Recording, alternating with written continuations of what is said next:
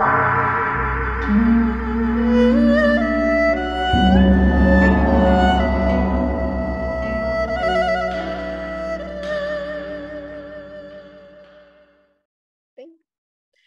malam teman-teman semua. Salam. Hari ini kita akan membahas soal ruisme. Jadi kenapa kita membahas ruisme adalah karena ruisme adalah salah satu aliran filsafat yang amat sangat mempengaruhi bangsa Tionghoa dan juga lahir dari bangsa Tionghoa itu sendiri. Jadi kan cocok dengan tema grup kita yaitu budaya Tionghoa. Jadi gimana sih apa aja yang dikemukakan oleh ruisme dan kemudian mungkin pembicaranya akan membahas apa aja yang di budaya Tionghoa yang dipengaruhi oleh pemikiran ruisme. Pembicara kita kali ini adalah Lause Liu Weilin. Enaknya Liu Weilin atau Liu Cilin ini? Beliau adalah seorang guru di Singkawang, juga seorang pemerhati budaya dan menguasai Chungwen. Jadi kalau ada yang di Singkawang ingin belajar bahasa Mandarin ataupun bahasa Hakka bisa menghubungi Lause Liu ini. Untuk mempersingkat waktu, langsung saja saya persilahkan Lause Liu untuk memulai topik kali ini. Waktu dan tempat saya serahkan. Silakan. Terima kasih Ibu Lia. Mungkin di tempat saya ini lagi hujan. Mungkin suaranya gimana? Apakah sedikit gangguan atau gimana? Aman, aman. Aman ya. Oke, saya akan men-share screen. Silakan. Jadi yang kita bahas ini adalah Rujiao atau ruisme atau Rujia Xinjiang, ya ajaran Ru, ya. Jadi ruisme, Ru atau di Hokkien itu namanya Ji, di Hakka juga namanya Jikao, Jikao, Rujiao, ya sama aja sih, cuma beda bahasa logat. Intinya adalah sudah tidak asing lagi. Ini sudah mendarah daging selama ribuan tahun dari bangsa Tionghoa dimanapun berada. Bagaimanapun orang Tionghoa sudah mengubah keyakinan dia dari ajaran leluhur, tapi nilai-nilai ruisme tetap dilaksanakan, seperti rasa kekerabatan yang sangat kental dalam masyarakat orang Tionghoa. Anak menghormati orang tua, konsep xiao, bakti, xiao shun, bakti dan patuh sama orang tua, serta rasa kekeluargaan, kekerabatan yang begitu erat dalam istilah-istilah sebutan orang-orang Tionghoa yang dengan seksama itu adalah menandakan bahwa Rujiao atau Rujia Xinjiang, pemikiran Ru sudah melekat secara jiwa dalam jiwa orang-orang Tionghoa dimanapun berada. Tidak bisa dipungkiri bahwa orang Tionghoa ini dalam sanubarinya atau dalam itu melekat kuat nilai-nilai ruisme. Oke. Jadi apakah ruisme atau Rujio itu adalah agama? Serta agama yang bagaimana bentuknya? Untuk menjawab pertanyaan ini, pertama-tama perlu untuk menjernihkan kesalahan pandangan.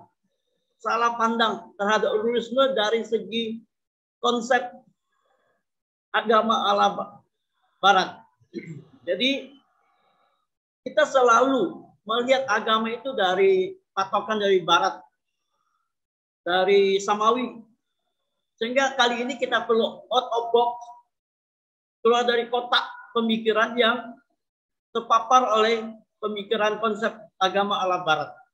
Untuk melihat ruisme yang secara real, yang sejak dulu ada dan eksis secara nyata di masyarakat Tiongkok atau Tionghoa, dari zaman dulu sampai sekarang, tidak pernah putus, sehingga bisa memahami makna sebenarnya Rusma itu sendiri.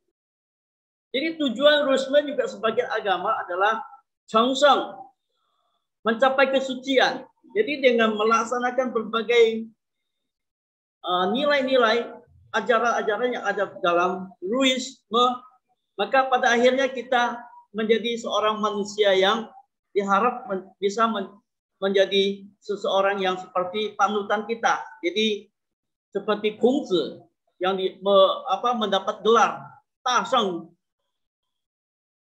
kesucian yang guru agung, yang teragung, ya, guru agung. Oke. Rusma merupakan jalan kebangkitan ajaran Ru atau Rusia.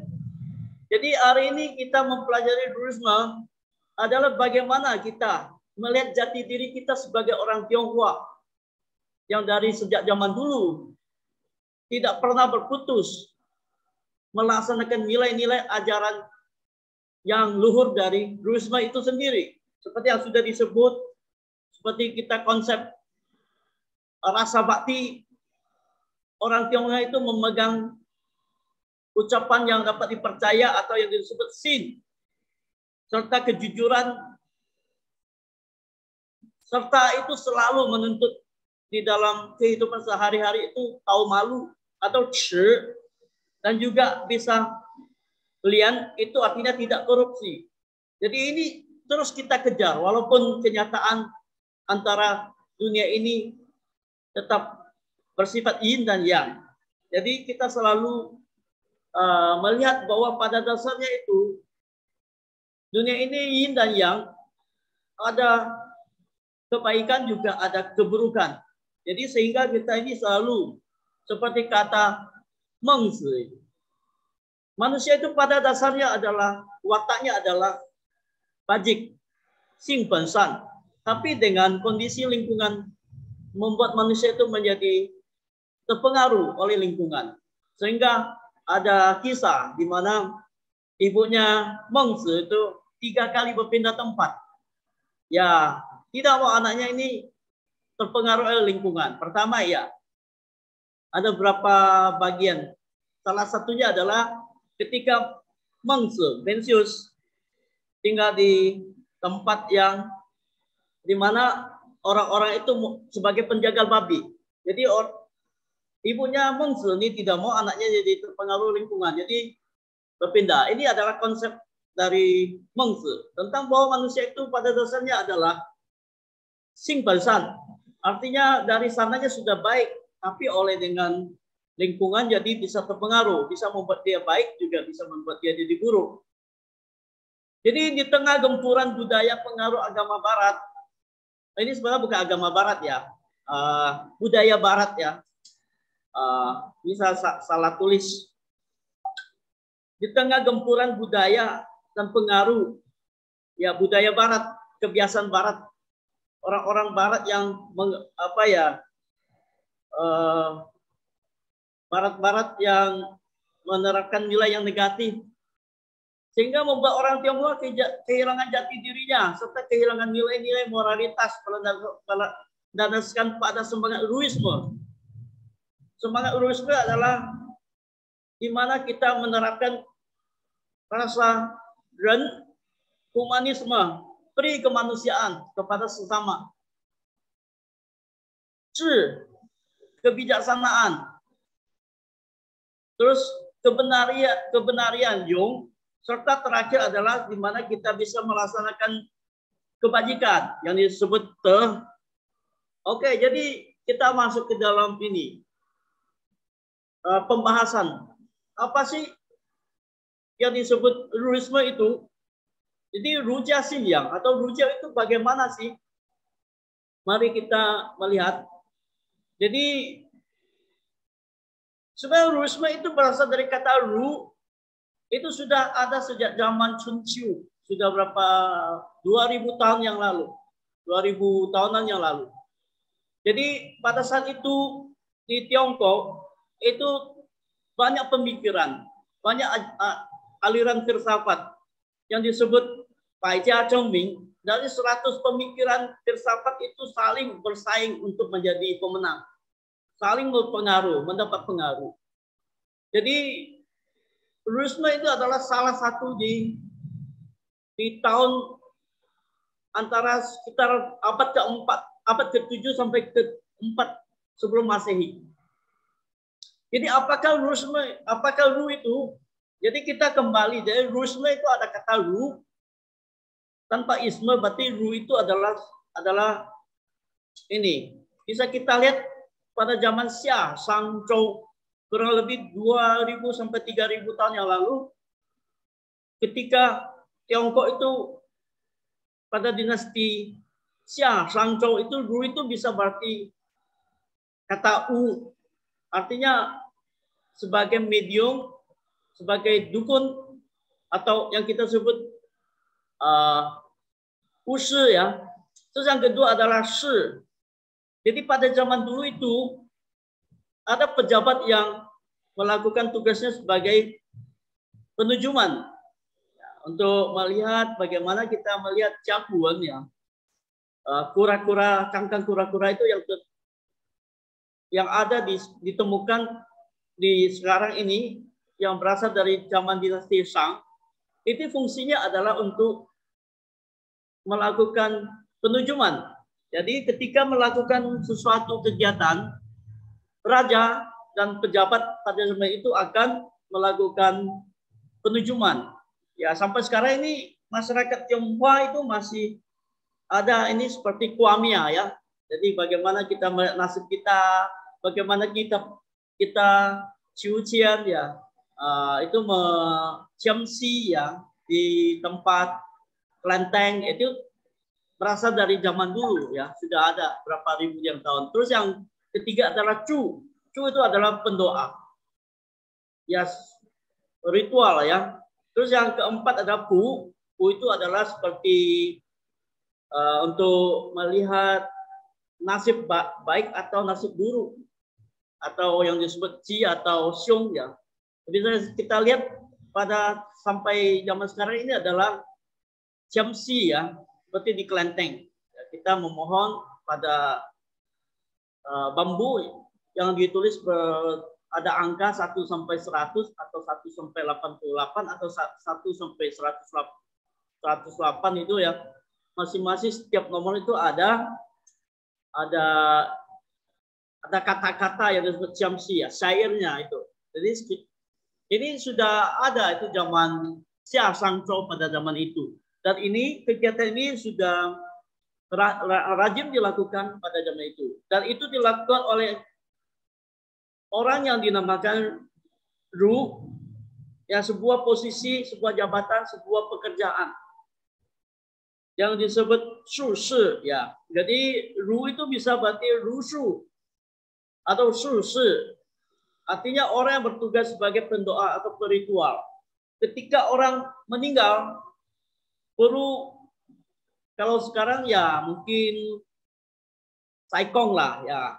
Kalau zaman dulu ya tugasnya ada Ru untuk bagaimana melakukan ritual-ritual, misalnya hasil bumi, hasil panen misalnya, ya perlu syukuran, ya perlu orang yang untuk mengucap syukur sebagai pendoa. Atau ada yang mengalami kematian di keluarganya, ya perlu orang yang bertugas sebagai saikong pada zaman ini ya, zaman dulu disebut Ru, untuk melakukan pendoa atau peritual. Jadi kita bisa melihat kamus Shouwen ini sudah berasal dari zaman berapa ribu tahun yang lalu. Ini kamus ini menjelaskan bahwa Ru ini intinya adalah sebutan untuk Shu Shi, para pendoa atau ritual. Di mana asal Ru itu terdiri dari karakter, dan pada bagian kiri artinya orang, karakter Yi di atas kanan atas artinya hujan pada bagian kanan atas, dan karakter Si dalam tulisan Oracle Bond Jaguan itu berarti jenggot, artinya kumis, jenggot ya. Sehingga kemudian hari ada kata Shishu yang sebenarnya adalah doa permohonan turun hujan terhadap lahan pertanian yang menjadi masyarakat agraris bangsa Tionghoa dari beberapa dinasti. Ya. Jadi orang Tionghoa itu dari zaman dulu, orang Tiongkok itu zaman dulu itu adalah masyarakat agraris. Jadi itu terhadap ritual-ritual, doa-doa, permohonan akan turunnya hujan itu merupakan hal yang wajib dilakukan pada zaman tersebut. Sehingga ada seorang yang bertugas, pejabat yang bertugas untuk melakukan doa. Yang kita sebut ru ini sebenarnya. Ini berdasarkan kamus Showen yang sudah ada sejak zaman dulu. Jadi ini acuannya ini mengatakan bahwa ru ini adalah sebagai sebuah job atau pekerjaan pada orang-orang yang memiliki kelebihan yang bertugas melakukan ritual memohon hujan. Ini bisa kita lihat dari huruf ru ini. Kalau kita pisah akan berisi gabungan huruf tunggal. Manusia, hujan, dan shi ya yang artinya jenggot. Bisa juga berarti shishu yang berarti doa permohonan. Selanjutnya dari buku Fayan, ini tentang ditulis oleh Yang Xiong pada 50 sebelum Masehi sampai 18 Masehi mengatakan bahwa Ru adalah orang memahami langit dan bumi. Jadi Ru ini adalah seseorang yang memiliki yang kita sebut sushi ya, orang memiliki ilmu yang bisa memahami langit dan bumi. Artinya sebagai perantara langit dan bumi. Ini awal daripada Ru itu. Jadi dalam kitab puisi Shijing, Li-ji, Yue-ji juga merupakan salah satu kitab-kitab ini merupakan buku kitab yang penting untuk pendidikan bagi bangsawan. Jadi zaman dulu itu rakyat jelata itu tidak diperkenankan untuk mengenyam pendidikan. Pendidikan itu hanya bagi bangsawan, terutama di zaman dinasti Zhou. Jadi kemudian oleh Kongzi sebagai salah satu tokoh pendiri Buddhisme pada zaman Sun Xiu, beliau mengajarkan pendidikan mengenai ritual musik etika kepada kalangan rakyat biasa. Sehingga beliaulah ini disebut guru agung sepanjang masa. Beliau merupakan bapak pendiri Buddhisme sampai sekarang. Jadi Kongzi adalah bapak pendiri Buddhisme sampai sekarang. Walaupun Buddhisme sudah ada sejak zaman dulu. Beliau itu mengumpulkan kitab-kitab puisi, ritual musik yang sudah ada dari zaman dinasti Shang, Zhou, kemudian pada zaman Sun Xiu di mana beliau hidup, beliau mengumpulkan, menyusun kembali materi-materi itu untuk diajarkan kepada kalangan rakyat biasa. Jadi Buddhisme itu sudah ada sejak seperti yang sudah kita bilang sejak zaman Xia Shangzhou.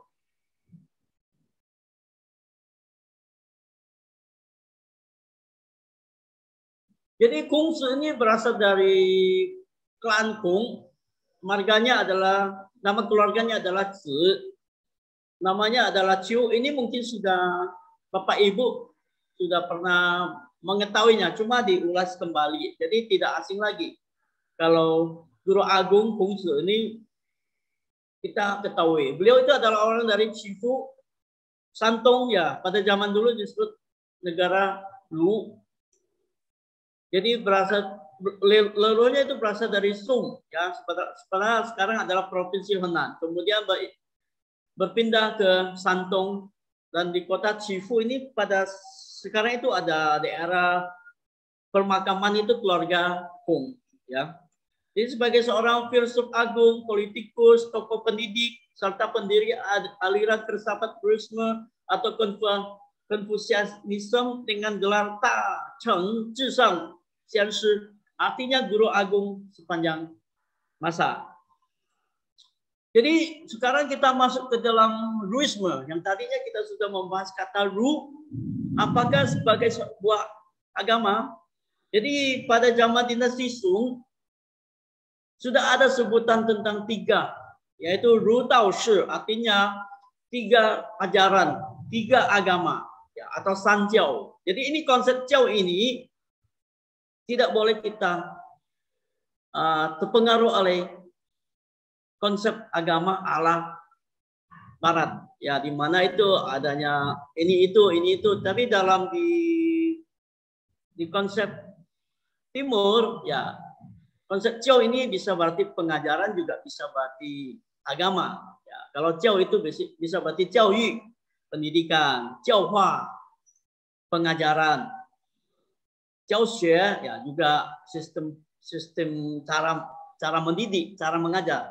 Jadi Sanjiao ini bisa berarti Zhongjiao. Zhongjiao artinya agama juga. Jadi Ru Dao Shi ini, Ru Shi Dao ini sudah ada sejak dari kalau Shi ini adalah Buddhisme. Buddhisme itu sejak zaman Han Timur itu sudah ada dengan adanya Pai Ma Si, ya. Pai Ma Si itu wihara Buddha Putih, ya. Pai Ma Si itu sudah ada, terus itu zaman dinasti Han. Kemudian Tao ini sudah ada mengakar agama yang berasal dari Tiongkok itu sendiri. Terus Ru ini sudah ada sejak zaman Xia Shangzhou, di mana sudah kita sebut adalah sebagai orang-orang yang melakukan ritual, pejabat-pejabat ritual yang ada pada zaman tersebut. Jadi otomatis itu ada sistem bagaimana dalam buku Shangshu itu sudah ada ini Luisme itu dalam Sishu Wujing ya, itu 5 buku 4 kitab 5 kitab, ya, 4 buku. Sishu Wujing itu sudah ada yang namanya Shangshu, itu di dalam itu sudah ada komplit bagaimana tentang ritual-ritual yang ada yang diadopsi oleh Luisme ini. Jadi terdapat 3 agama atau Sanjiao. Bisa tambah satu lagi adalah Wu. Sebenarnya adalah Wu itu Shamanisme, juga merupakan, kalau kita mau akui, juga merupakan sebuah Jiao, ya, Wu Jiao yang kita sebut. Taoisme adalah agama asli yang tumbuh dari tanah Tiongkok. Sedangkan Buddhisme adalah agama yang berasal dari India, kemudian menyerap budaya Tiongkok dan menjadi bagian dari agama Tiongkok kemudian hari, yang kita sebut adalah Han Chuan Tojiao. Ya, artinya Buddhisme Tiongkok. Dalam bentuk bisa saja Mahayana, tapi Mahayana ala Tiongkok, yang disebut Han Chuan Tojiao. Selanjutnya, apakah Luisme adalah sebuah agama? Jadi sudah jelas kita sebut di atas, pada zaman dinasti Song ada sebutan Sanjiao, 3 agama, Ru Shi Dao, Ru Dao Shi, ya. Jadi ini dinasti Tang juga ini menyatakan juga ada sebutan seperti di Mandarin ini Hong Lao Erjia Bi Fang Fo Fa. Ini ada disebut juga Hong Lao Erjia, artinya 2 aliran Hong Zi dan Lao Zi, artinya Luisme dan Taoisme, Bi Fang Fo Fa, dan juga Buddhisme, Buddha Dharma. Jadi ada disebut di dalam buku yang namanya Pian Huo, ya. Buku ini namanya Pian Huo, ini di mana ada seseorang bertanya kepada Wuju, penguasa Wu yang namanya Sun Xuan. Sun Xuan ini adalah raja 3 kerajaan dari negara Wu pada zaman 3 kerajaan atau Sankuo. Nah, ini pada zaman dinasti Tang ini mengisahkan, ya. Jadi sudah ada tercantum ini antara kata Hong Lao Erjia Bi Fang Fo Fa. Artinya sudah ada kata Hong Zi, Lao Zi, artinya Luisme, Taoisme, dan juga Buddha Dharma. Oke, kemudian dinasti Ming tidak perlu dipungkiri lagi bahwa dinasti Ming itu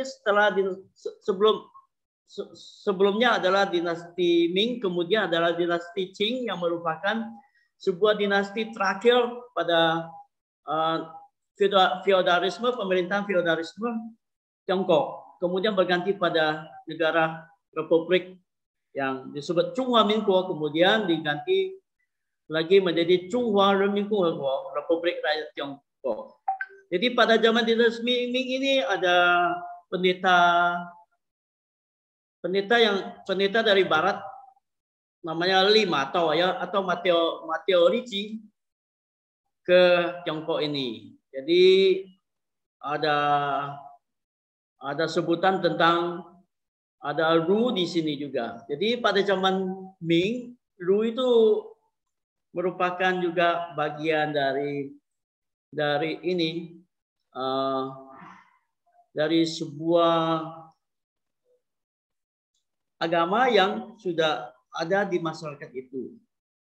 Oke, kemudian kita lihat lagi. Jadi ini Ruisme merupakan salah satu agama yang tumbuh dan berkembang di Tiongkok karena memiliki banyak kriteria sebagai sebuah agama. Salah satunya adalah ritualnya. Seperti sudah kita sebut di dalam buku-buku Shishu Jing, itu ada Li Ji, kitab ritual, Yue Ji, kitab musik yang kemudian hari sudah hilang, kemudian Shangshu, kitab sejarah, Shi Jing, kitab puisi, kitab syair, dan lain sebagainya. Itu di dalamnya itu memuat tentang konsep-konsep keagamaan.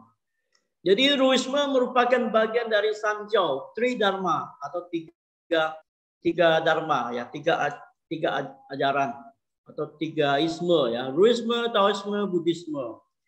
Jadi Ruisme zaman dulu pemimpin tertinggi adalah Tianzi atau kaisar atau putra langit. Kemudian guru utamanya adalah Chou dan Kongzi. Jadi sebenarnya Ruisme ini kalau kita melihat itu Tianzi itu adalah kaisar. Jadi Ruisme itu adalah tidak bisa kita pungkiri lagi, kita harus jujur bahwa Ruisme itu zaman dulu adalah bagaimana merupakan adanya terjadi tingkatan. Dia rakyat biasa itu untuk kepada misal pemimpin tertinggi adalah Tianzi. Kepada Tianshan, dewa tertinggi atau disebut Tian, itu hanya oleh kaisar atau putra langit yang boleh melakukan ritual kepada Tian sebagai dewa yang tertinggi dalam Ruisme. Sedangkan rakyat biasa itu tidak diperkenalkan. Jadi konsep ini adalah konsep di mana terjadi adanya dalam Ruisme itu jelas bahwa adanya tingkatan-tingkatan yang kita sebut status sosial. Sudah kita lihat di dalam ajaran Ruisme seperti Sankang Wuchang, Ulun Pate, ini semuanya bisa kita lihat. Misal Sankang, 3 hubungan antara raja dengan rakyat. Rakyat harus setia kepada raja, kepada pemimpin. Istri harus seperti kata Fu Chang Fu Sui, jadi harus senada. Suami istri itu harus senada. Terus orang tua kepada anak harus mencintai, menyayangi, sedangkan anak itu harus berbakti kepada orang tua. Di mana kita bisa melihat bahwa ini adalah sebuah tingkatan. Dan Ruisme itu dipakai oleh berbagai dinasti sebagai agama dinasti, agama kerajaan. Jadi seperti dilakukan pada zaman Han, di mana tokohnya itu adalah melakukan Tuzun Rushu. Artinya Ruisme itu adalah agama ajaran sebagai ideologi negara yang terutama yang disebut Tuzun Rushu oleh Tung Chung-shu, yang sebenarnya adalah Tung Chung-shu ini juga seorang Taoisme. Tapi kenapa dipakai Ruisme? Karena konsep-konsep Ruisme itu sangat cocok untuk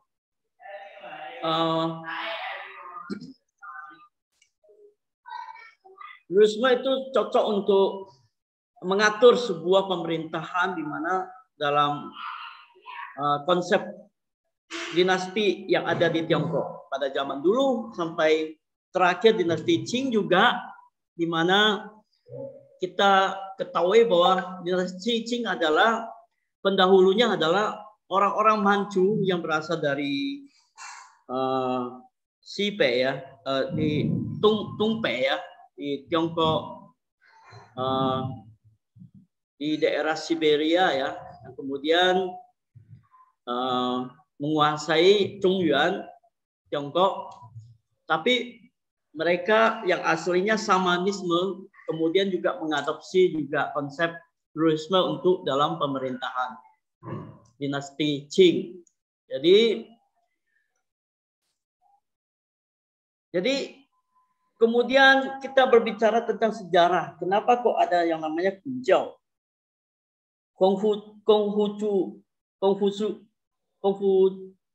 Konghucu ya.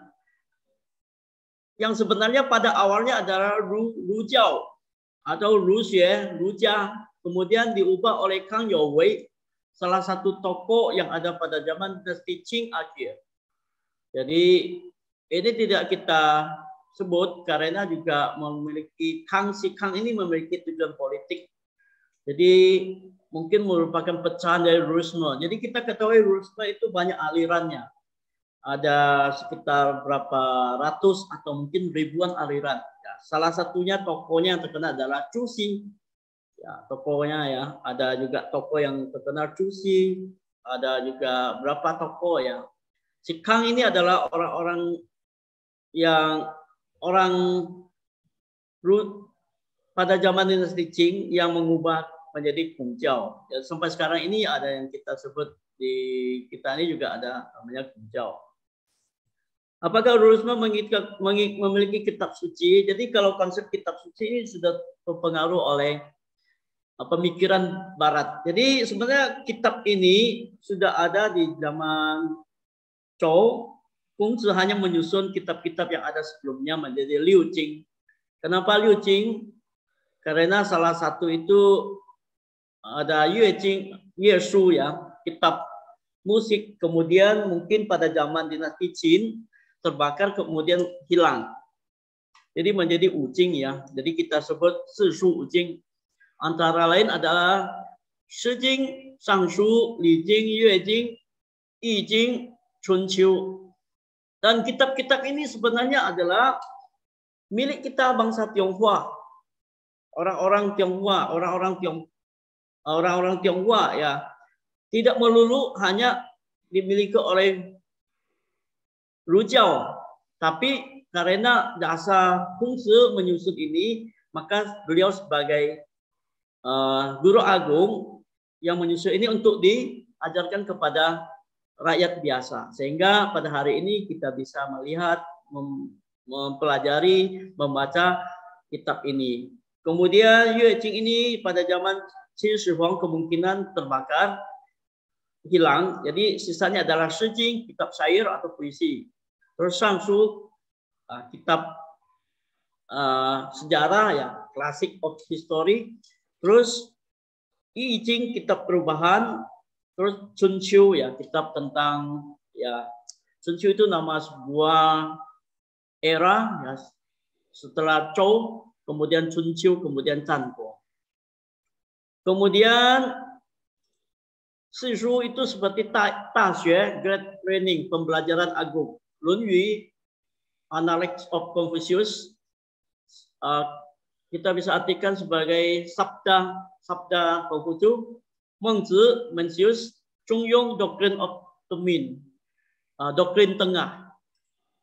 Jadi doktrin dasar Buddhisme itu pada dasarnya adalah bahwa kita seperti sudah kita sebut dari depan, bahwa kita harus mencapai Tacheng, kesucian teragung. Itu harus menerapkan nilai-nilai, menjalankan nilai-nilai yang pada Buddhisme. Seperti Shengren yi shen dao she jiao er tian xia fu yi. Artinya para suci, para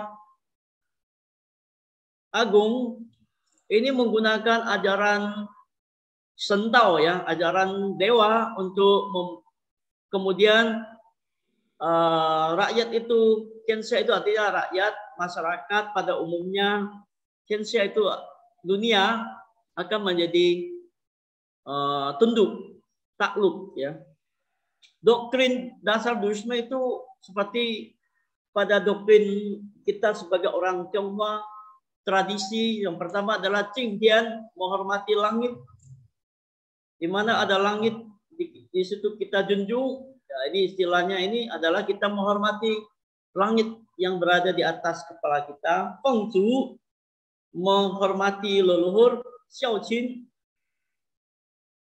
berbakti kepada keluarga, terutama kedua orang tua. Zhongxin, bisa setia, ucapan bisa dipercaya. Renyi, menjalankan semangat cinta kasih yang memberi kebenaran dan beri kemanusiaan. Chungli, mengutamakan kesusilaan, moralitas, serta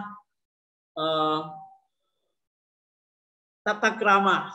Terus Xingsan, untuk mendapat watak yang bajik, watak yang baik atau nurani yang baik.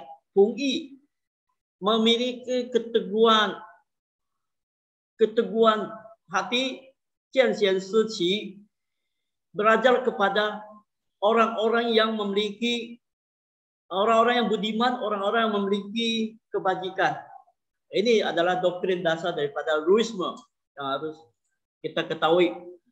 Ini pertama adalah Qingdian, sudah kita sebutkan, menghormati langit, atau kita sebut Tian lah ya. Ini adalah dewa tertinggi, atau bisa juga sebagai Lao Tian Ye juga ya. Kalau mau bahasa terpengaruhi oleh doktrin Barat ya mungkin menghormati Tuhan ya, menghormati Tian ya, langit ya. Fengzu, sembahyang kepada leluhur atau menghormati leluhur. Karena ada leluhur, konsep kekerabatan ya, seperti yang kita ini memiliki nama keluarga ya, berarti kita masih ingat harus leluhur, ada leluhur maka ada diri kita. Makanya Sing, marga itu, nama leluhur itu diletakkan pada nama kita yang paling awal. Itu mengingatkan kita bahwa kita harus mengingat leluhur. Sudah tidak mengenal leluhur lagi, berarti kita juga mungkin jauh daripada ajaran orang Tionghoa. Xiaoqin, berbakti kepada orang tua, setia dan dipercaya. Renyi, cinta kasih humanis berkeadilan ya. Kita memiliki semangat cinta kasih, juga menjunjung tinggi keadilan, kebenaran. Chungli, menjunjung kesusilaan, tata krama, sopan santun. Ya, zaman dulu kita ini selalu diajarkan susila, kesusilaan, tata krama. Ketemu orang tua kita harus menghormati, ketemu sesepuh kita juga harus zouyi, melakukan soja. Ini adalah sebuah ajaran dari berapa generasi ke generasi ini. Cuma ya untuk zaman sekarang mungkin tata krama yang dari yang luhur ini sudah tidak ada lagi di orang Tionghoa. Jadi kita ketemu tidak begini lagi, tapi kita ya mungkin egoisme kita terlalu tinggi sehingga orang-orang di sekitar kita ini ya mungkin kita tidak terlalu menjalankan ajaran susila atau tata krama yang berlandaskan semangat Ruisme. Oke, Xingsan ini berkepribadian baik.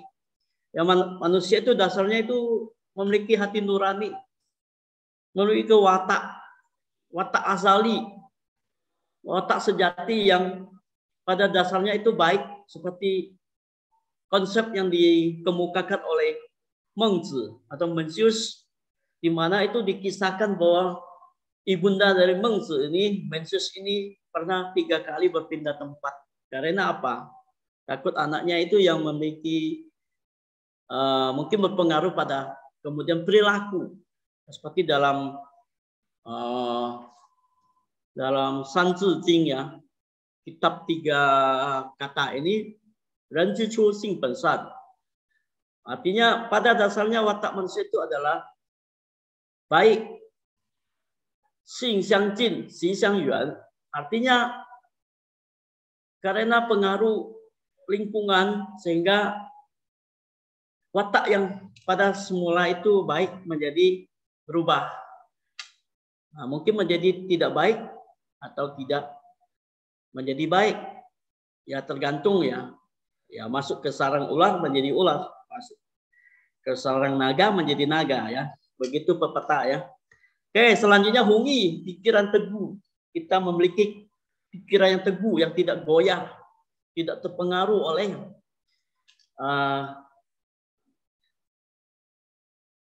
pikiran yang teguh. Ya, ibarat ini kita punya keyakinan yang teguh, iman yang kuat. Jianxian, suci artinya belajar dengan para budiman sehingga bisa menyamainya. Artinya kita belajar meneladani orang-orang yang bijaksana, orang-orang yang memiliki kebajikan tinggi. Terus ada doktrin Sankang ini ya. Ini sudah kita ambil dari Taxue. Ini adalah salah satu kitab buku ya. Sishu itu salah satu adalah Taxue. Pembelajaran agung, Great Learning. Ya, kita pertama harus mengenal potensi diri. Ini sudah termasuk ke dalam inti daripada ajaran Ruisme yang kalau kita lihat itu sangat baik untuk kita terapkan pada diri kita secara pribadi juga dalam pendidikan bagi anak-anak kita. Jadi pertama kita harus mengenali potensi diri atau mingte. Itu adalah kebaikan, kebajikan, hal-hal yang baik pada dalam diri kita. Apakah potensi diri kita yang ada dalam diri kita ini, kita melihat potensi, melihat kelebihan dan kelemahan.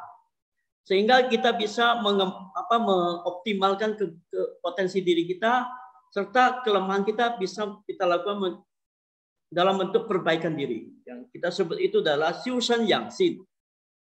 Xiu Shen Yang Xin artinya melatih diri kita, melatih hati kita. Sehingga kita melihat potensi diri kita bisa kita optimalkan dalam diri kita melakukan perbaikan diri pada kelemahan-kelemahan yang ada pada diri kita. Pada akhirnya kita bisa berkontribusi kepada masyarakat sesama. Jadi tidak egois. Yang kita lakukan Xiu Shen Yang Xin ini, kita melihat potensi-potensi kebajikan, hal-hal yang baik dalam diri kita kembangkan sehingga kita bisa Qinming, bisa berkontribusi kepada masyarakat, kepada sesama. Sehingga pada akhirnya kita tahu batas puncak, sehingga memberikan kesempatan kepada yang lain yang untuk berkembang. Jadi pada saatnya kita mencapai puncak, kita memberikan kesempatan yang kepada yang lain. Ini konsep ini juga seperti pepatah dalam pepatah Tionghoa ya. Artinya gelombang belakang mendorong gelombang depan ya. Oke, kemudian kita bisa melihat ada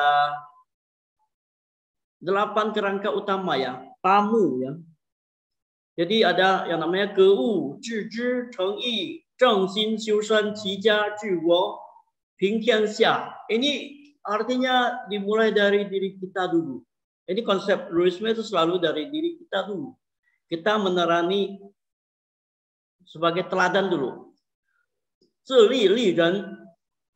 Artinya kita bisa berdiri tegak baru menegakkan orang. Jadi dimulai dari diri kita. Kita mau cari tahu, mau belajar, bisa dikasih tahu, sadar belum tahu. Artinya kita harus sebagai seorang siswa yang harus mau cari tahu, mau belajar dan bisa dikasih tahu. Bukan seorang yang sudah merasa sudah sangat tahu tapi belum tahu. Terus yang kedua adalah memperdalam pengetahuan dan kebijaksanaan. Setelah sudah mau belajar, sudah ada jiwa untuk mengosongkan diri kita sebagai gelas yang kosong, baru bisa diisi dengan pengetahuan-pengetahuan dan kebijaksanaan. Kebijaksanaan, pengetahuan itu didapat dari diri kita yang mau belajar, bukan dari diri yang kita sudah merasa sudah sangat pintar atau sudah sangat bijaksana. Terus yang ketiga adalah berbekal pengetahuan dan kebijaksanaan ini, kita mulai mengkaji diri kita, menilai diri kita secara jujur apa adanya. Kita melihat diri kita secara telanjang.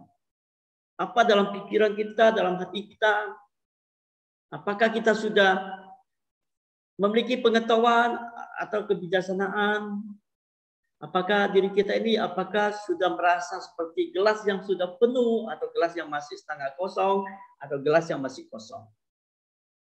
Saat kita mulai bisa jujur apa adanya terhadap diri kita, tidak lagi menipu diri kita, tidak lagi berandai, membual, menghayal. Saat itulah batin kita mulai bisa ditempa. Jadi kita sebagai orang harus belajar bisa memperdalam pengetahuan. Jadi berbagai pengetahuan dan kebiasaan ini kita bisa jujur apa adanya terhadap diri kita. Sehingga kita tidak merasa menipu diri kita, menganggap diri kita hebat, berandai-andai menghayal bahwa kita ini hebat, kita bijaksana, memiliki pengetahuan. Sehingga kalau hal begini ya batin kita itu tak bisa ditempa. Karena apa? Kita mulai sombong, kita mulai congkak, mulai angku. Ini ya. Yang kita sebut dalam Mandarinnya adalah pada poin keempat adalah siusan yang melatih diri kita. Batin yang kita latih itu juga harus didampingi dengan menjaga tindakan. Yang namanya siusan. Apa yang kita lakukan pada diri kita, tubuh kita ini harus kita lihat. Kita latih. Sehingga kita bisa amalkan. Dan kita jiwai dalam setiap tarikan nafas. Ajaran-ajaran Rusman yang sudah kita pelajari, kita bisa praktekkan dalam kehidupan sehari-hari. Yang namanya siusan. Terus keenam adalah baru kita, sekedap diri kita yang telah terbina, kemudian menjadikan teladan untuk mempengaruhi dan juga membina keluarga. Yang namanya cija. Jadi dari diri kita dulu kita siusan yang sing, kemudian bisa kita baru cija, baru bisa membina keluarga. Sehingga keluarga yang kita bina berlandaskan pada pengetahuan dan kebijaksanaan, sehingga bisa menciptakan keluarga yang harmonis, keluarga yang baik, yang ideal. Dengan keluarga kita yang baik, rukun harmonis merupakan kontribusi untuk turut serta dalam kedamaian dan ketertiban bangsa dan negara. Dan kalau bisa, saatnya berkontribusi kepada masyarakat melalui karya yang kita sebut Zhiguo. Zhiguo itu bukan menjadi seorang pejabat atau bisa menjadi seorang raja. Bukan itu saja, tapi dengan keluarga yang kita bina, akhirnya bisa memberikan kontribusi bagi kedamaian dan ketertiban bangsa dan negara. Negara itu bisa rakyatnya dengan keluarga yang damai harmonis, otomatis negara itu bisa menjadi kuat dan bisa menjadi tentram, damai. Sehingga pada akhirnya Pingqianxia, dunia ini bisa menjadi harmonis. Sehingga tercapailah dunia yang disebut Datong Shijie, yang menjadi ideal bagi Rusma, di mana dunia ini damai harmonis yang agung. Di mana setiap keluarga bisa damai harmonis. Ini adalah idealisme dalam Taxue ini ya, pembelajaran yang ada. Oke, selanjutnya adalah masih ada lagi Santade, Zhirenyong, kebijaksanaan, cinta kasih, humanisme, keberanian. Ini bisa kita lakukan ketika diri kita ini bisa kita praktekkan, merasa diri kita ini ingin belajar, terus belajar, mau belajar. Sehingga bisa kita laksanakan ini. Kalau tidak, kita menjadi doktrin semata, hanya merupakan tulisan di atas kertas dan juga omongan kosong juga belaka. Kalau tidak diterapkan dalam diri kita, kebijaksanaan, cinta kasih, humanisme, keberanian harus kita terapkan dalam kehidupan sehari-hari. Ini kita sebut 3 kebajikan agung, juga merupakan doktrin dasar Rusme. Oke, selanjutnya ada doktrin dasar Rusme yang lain adalah kita ambil dari Chungyong, doktrin jalan tengah. Pertama itu belajar pengetahuan luas. Ini adalah sikap seorang pelajar. Kita melihat pelajar zaman sekarang ini, anak-anak ini tujuan belajar itu hanya sebatas mencari nilai dan angka, serta juara prestasi angka belaka, dapat 100. Padahal inti daripada pembelajaran adalah belajar pengetahuan luas. Seseorang yang ingin belajar pengetahuan luas itu harus bertanya mendalam. Bertanya mendalam itu bisa kepada guru, bisa kepada sesepuh, bisa bertanya kepada dalam sebuah diskusi, juga kepada siapapun yang memiliki kemampuan itu. Terus berpikir dengan teliti. Mingpian zhi ya, artinya berpikir dengan shen si zhi, artinya berpikir dengan teliti, dengan hati-hati. Apa yang kita pelajari, kita melakukan serangkaian berpikir dengan hati-hati. Apakah ini sudah benar atau belum benar? Ya. Terus menelaah secara kritis. Artinya melihat mingpian zhi, artinya melihat apa yang kita pelajari itu harus dengan kritis. Tidak kita terima secara bulat-bulat. Mungkin ajaran-ajaran doktrin-doktrin dari kitab atau dari ajaran guru atau siapa saja yang memiliki yang kita pelajari. Terus kita lakukan praktek nyata. Kalau tidak dilakukan poin kelima ini, semuanya itu hanya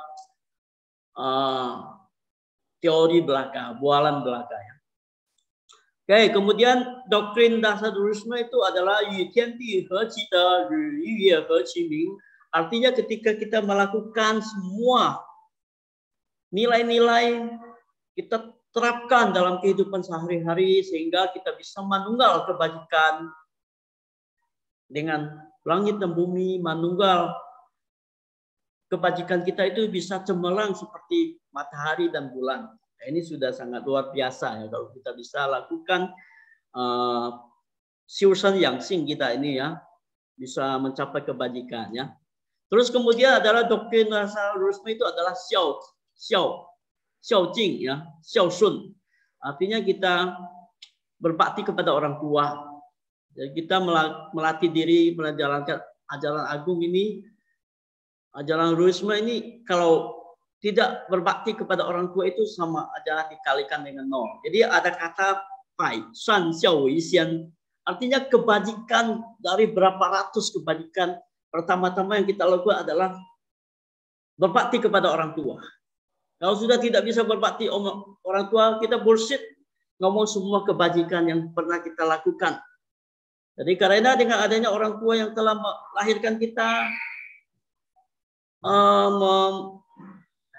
memberikan dari kecil sampai bayi, dari bayi sampai dewasa, orang tua mendidik kita, memberikan ini, kemudian kita balas dengan menjadi durhaka, itu adalah dosa yang terbesar dalam hidup kita. Jadi dari konsep Buddhisme yang paling utama adalah pai shan xiao wei xian. Artinya kebajikan dari berapa pun yang banyak sekali itu dimulai dari berbakti dulu kepada orang tua. Berbakti kepada orang tua, kemudian berbakti kepada para yang dituakan, orang-orang yang memiliki kebajikan, terus kepada negara. Kita setia kepada negara. Sehingga kemudian ini adalah konsep dari Renyu ya, diambil dari Renyu, itu dari kata dari Zhengzi, disiplin diri ya.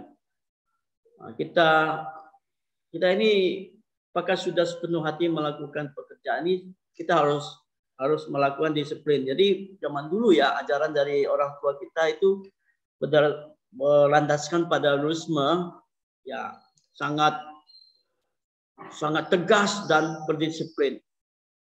Kita membangun mesti pagi,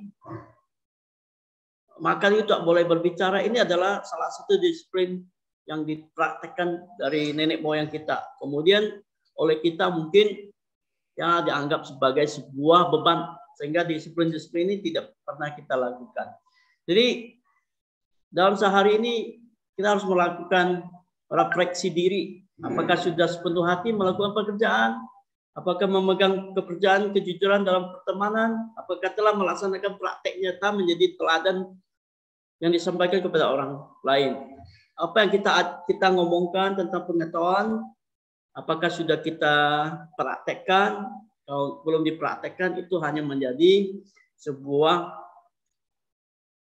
omongan belaka, ya, artinya hanya teori doang, tak ada praktek.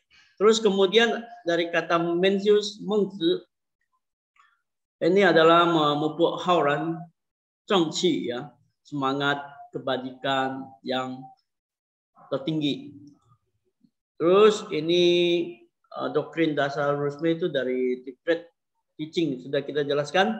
Kemudian konsep Tianming, ya, Zhi Tianming artinya kita sudah memahami misi diri kita ini yang berasal dari langit atau Tian, ya. Misi kita adalah sebagai manusia itu adalah melaksanakan nilai-nilai ajaran luhur, kemudian kita praktekkan dalam kehidupan sehari-hari. Kita menjadi seorang manusia yang memiliki budi pekerti yang baik dan bisa berbakti. Ini adalah bagaimana misi diri kita hidup di dunia ini adalah Zhi Tianming, memahami misi diri. Kita bisa Xiushen Yangxing, ya, bisa melatih diri kita melaksanakan ajaran-ajaran luhur dari Ruisme. Kayak ini mandat ini misi diri itu, ini kita langsung aja. Terus konsep deity, konsep ketuhanan dalam Ruisme itu, ya, kita mana adalah Tian, ya, kayak atau dewa langit. Ini yang paling kita hormati dulu. Jing Tian Ti, Li Shen Ming, Bai Zhu Xian, ya, Xiao Shun Fu Qin, Zhong Yi Ho Jia, dan lain sebagainya, ya. Ini kita berbakti, menghormati, setia kepada negara, berbakti kepada orang tua, menghormati guru. Nah, ini, ya. Tianti Jun Qin Shi, ya. Langit, bumi, pemimpin negara, orang tua dan guru. Oke, konsep hidup dan mati ini dalam Rusme itu ada seperti orang Tionghoa pada umumnya, ada namanya Hunpo, ya. Adanya namanya Ro, yang kemudian meninggal itu ada alam kematian juga, ya. Ya, perginya ke Taishan, ya, zaman dulu, ya, ke Gunung Tai, ya. Terus kemudian ada konsep juga ada Hun dan Po. Ini yang kita langsung aja, ini langsung konsep hidup dan mati, alam kematian itu, ya. Kalau dalam Rusme itu mengenal Guisan, ya. Kalau baru meninggal itu namanya Kui. Kemudian setelah 3 tahun kemudian disebut Shen, ya. Artinya, ya, Guisan itu artinya konsepnya itu sama. Orang yang telah meninggal rohnya itu disebut Kui, dan kemudian 3 tahun kemudian Shen. Jadi itu ada namanya Jiashen, artinya leluhur-leluhur kita, dewa-dewa keluarga yang kita sebut leluhur. Terus kemudian ada konsep Huangquan. Huangquan artinya mata air kuning, ya. Itu dalam istilah di Indonesia kan adalah alam kematian, lah, alam arwah, ya, setelah kematian. Itu namanya Huangquan. Sudah disebut di dalam buku Chuan, ya. Terus kemudian, ya, konsep dunia setelah kematian dalam kasana Tiongkok klasik ini tidak kita bahas, ya. Kemudian ini sudah kita sebut bahwa Taishan itu kepercayaan zaman dulu bahwa itu adalah tempat berkumpulnya roh-roh orang yang sudah meninggal. Kalau roh kembali ke Liangfu, Ho kembali ke Haoli, itu semuanya berada di Taishan, ya, sebuah gunung yang oleh para kaisar beberapa dinasti itu harus melakukan ritual ke sana. Oke, mungkin ini yang saya paparkan masih belum lengkap. Ini sekedarnya mungkin ini terakhir ini terima kasih, ya, atas ini dari Bapak dan Ibu, teman-teman yang telah mengikuti webinar ini, Zoom meeting ini, ya, Zoom tentang mengenal Rusme, walaupun dipaparkan dalam waktu yang sangat singkat dan juga mungkin kemungkinan belum lengkap, dan kita hanya mengambil poin-poin penting. Oke, terima kasih. Iya, terima kasih Liu Lafse. sekarang mungkin bisa langsung dibuka sesi tanya jawab. Apakah ada yang mau bertanya langsung atau mau ketik di chat juga boleh. Oh, ini ada pertanyaan. Oke, kita buka dulu itunya, ambil. Yang mau bertanya bisa langsung buka mic. Ada pertanyaan di chat, ini aku harus tanya dulu ke Liu Lause. Kalau minta kopian PPT, apakah bisa diberikan? Baik, terima kasih, bisa. Nanti saya Nanti kirimkan. Nah, dengan nanti yang menghubungi bagikan biar saya. admin ya. Jadi untuk peserta yang ingin PPT-nya nanti bisa hubungin WA adminnya Butyong. Mana si Hendri? Nanti saya akan kirimkan ke saudari Lia. Ya. Mungkin bisa dibagikan ya. Mungkin teman-teman yang mau PPT-nya bisa menghubungi saudari admin ya. Ibu Lia. Ya boleh, nanti aku sampaikan ke admin. Adminnya kayaknya belum ketiduran kayaknya. Ya. Oke, kalau Ardian udah angkat tangan, jadi silakan.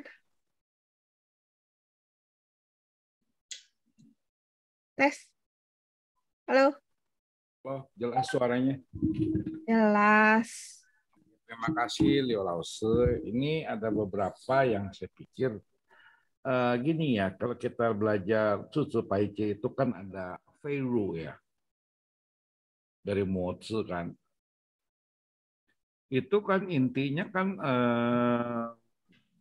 lebih menekankan ritual yang sederhana gitu. Sedangkan kalau kita lihat Lici itu kan lebih ke arah kaum bangsawan ya. Dan itu kan kritik keras dari Mozi ya terhadap Zhujia ya, kita sebutnya Zhujia lah. Itu kritik keras tentang konsep-konsep ritual yang disebut Houchang kan. Sedangkan Mozi itu menekankan Qianzhang kan, dan itu diikuti oleh Buddhisme kan. Sehingga membuat Buddhisme lebih berkembang karena dia mengenalkan konsep Qianzhang gitu dibandingkan Houchangnya Zhu gitu. Itu yang pertama gitu, bagaimana tanggapannya. Kemudian yang kedua itu masalah Tianti ini jadi perdebatan ya sampai sekarang ya. Kita kan tahu gitu, Sang Cao itu kan digulingkan oleh Zhou Cao kan. Untuk legitimasinya dia kan menggunakan Tian kan. Sedangkan kalau kita lihat di dalam kitab I Ching, kitab yang lain-lain, Tian dengan Ti itu kan tidak terpisahkan. Nah kalau kita lihat ini kan jadi paradoks ya. Kalau kita lihat dalam kitab I Ching itu kan Qian sama Kun, Tian sama Ti itu kan setara ya. Jadi paradoksnya begini. Tian yang mana yang dimaksud gitu? Itu paradoks sekali gitu. Itu menjadi pertanyaan besar dan menjadi perdebatan besar sih. Tian yang mana yang dimaksud gitu. Karena kita tahu gitu kan Kongzi itu kan mendukung boleh dibilang sistemnya kerajaan Zhou ya. Dan menisbikan Shangti kan. Kejadian sebelumnya itu kan Shangti kan yang utama gitu. Kemudian Zhujia itu kan mengusung Tian ya. Tapi itu jadi paradoks dengan I Ching itu sendiri.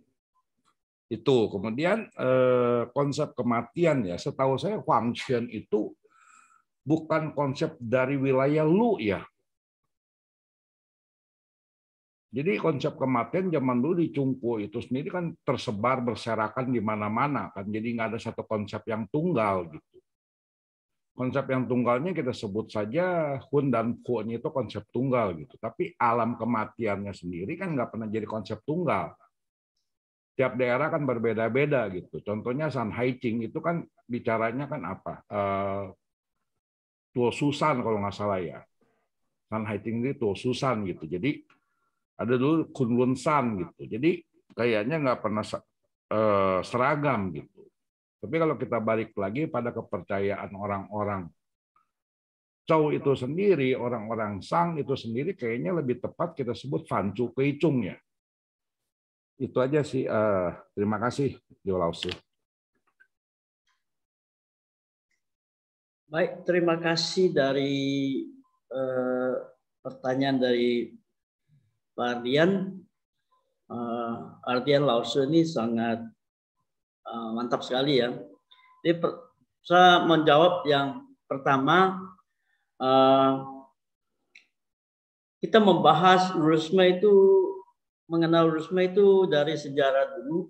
Mungkin perlu ada sesi khusus untuk membahas tentang Mozi ya, Moisme, yang dimana itu Moisme itu mengusung, karena Moisme kita ketahui itu dari orang-orang yang kalangan rakyat biasa, ya mungkin zaman sekarang itu kita sebut kelas buruh lah.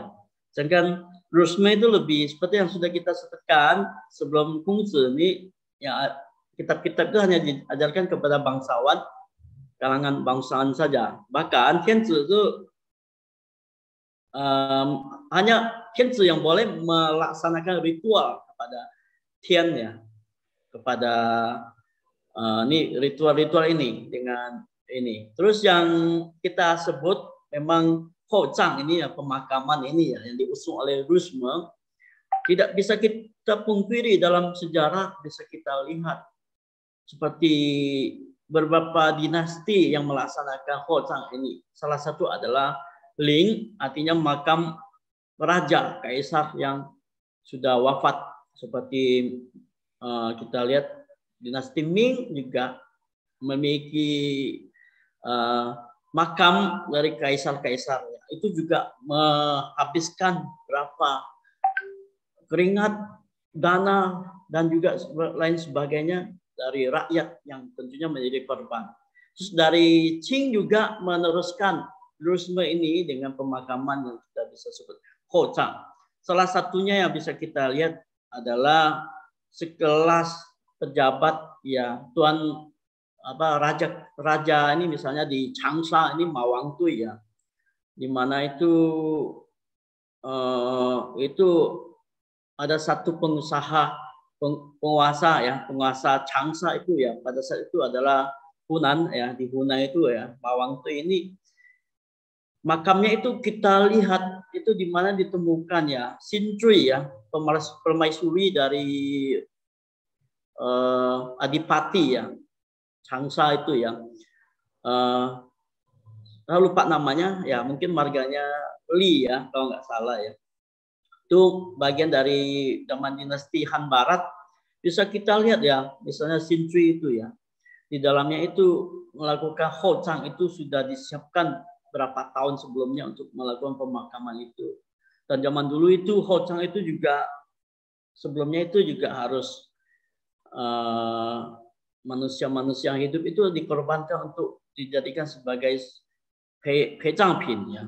Artinya ya alat-alat manusia-manusia yang dikorbankan ya, hidup-hidup itu terus kemudian dibunuh untuk menemani yang telah meninggal. Dan hari ini juga kalau kita lihat dari kalangan kacamata rakyat biasa itu juga sebagai sebuah tradisi yang kita sebut Hozang ini dari ruralisme ini ya, kalangan bangsawan. Tapi ya kita juga membahas tentang ruralisme itu juga dari sejarah, sehingga mungkin perlu sesi yang khusus untuk membahas tentang dari konsep Moisme yang juga dari kebalikan dari pandangan dengan ruralisme. Oke, terus yang kedua ini adalah konsep Tian ya, di mana seperti yang tadi disebutkan itu dalam I Ching ya, atau Zhou Yi ya. Tian xing jian君子以自强不息，地势坤君子以厚德载物ya. Di sini adalah ada kata Tian dan Di, di mana itu adalah Qian dan Kun ya dalam Aqua ini ya. Di sini ada konsep Tian dan Di. Kenapa kok di ruralisme itu hanya ada kata Tian sebagai tertinggi, dewa tertinggi, kemudian dari dinasti Zhou sebelumnya yang digulingkan oleh dinasti Shang yang sebelumnya digulingkan oleh Zhou, mengenal konsep Shangti, yang Shangti ini adalah Ti itu adalah leluhur, raja-raja, raja pendahulu. Shang artinya pendahulu, leluhur. Jadi Shangti ini adalah raja-raja pendahulu, leluhur. Kemudian diganti dengan konsep Tian. Ini bisa kita lihat bahwa untuk mendapatkan legitimasi pengakuan dari rakyat atas tindakan menggulingkan Shang dari Zhou ini yang mungkin dikemukakan oleh Zhou Gong ya, ada konsep Tianming ya, mandat langit kita sebut ini, yang mungkin ya bersifat tujuannya mungkin adalah politik. Bisa kita lihat. Jadi ini mungkin politik ya yang dijalankan pada zaman dinasti Zhou untuk melegitimasi kekuasaan, peralihan kekuasaan sehingga rakyat tidak banyak memberontak. Sehingga dinasti Shang berakhir, kemudian digantikan Zhou, kemudian Shangti juga diganti dengan Tian. Terus yang ini mungkin juga hal yang perlu dijelaskan lagi ya, antara konsep Tian dan Pi, langit dan bumi ya, seperti yang dalam I Ching itu ya, Zhou Yi itu juga ada membahas tentang Tian dan Pi. Dan ini pemahaman saya mungkin konsep ini kalau kita lihat ya, masyarakat Shang ini dengan masyarakat Zhou ini ya, konon katanya Zhou ini berasal dari barat, kemudian Shang itu berasal dari timur. Jadi mungkin juga dua kelompok klan yang berbeda secara budaya dan juga kepercayaan. Jadi tidak bisa dipungkiri juga kemudian dari barat yang oleh pemimpinnya yang dulunya adalah Qi Chang kalau nggak salah, kemudian dilanjutkan dengan Qi Pa sebagai pendiri dinasti Zhou menggulingkan dinasti Shang yang dianggap kejam, bengis ya, di mana itu adalah Zhou Wang ya, Raja Zhou yang di mana dengan permaisurinya Taji dalam kisah ini ya, kisah yang ditulis itu di mana sangat bengis Raja Zhou ini dari dinasti Shang, sehingga oleh Civa dari barat sebuah kalau kita lihat ini sekarang ada di daerah barat itu seperti daerah Shanxi, kemudian di Shang ini berada di timur ya, di daerah sekitar mungkin Henan dan Shantung lah ya, kalau nggak salah gitu ya. Jadi mereka meruntuhkan ya dinasti Shang itu dengan pertempuran, bukan dengan gampang, tapi dengan pertumpahan darah.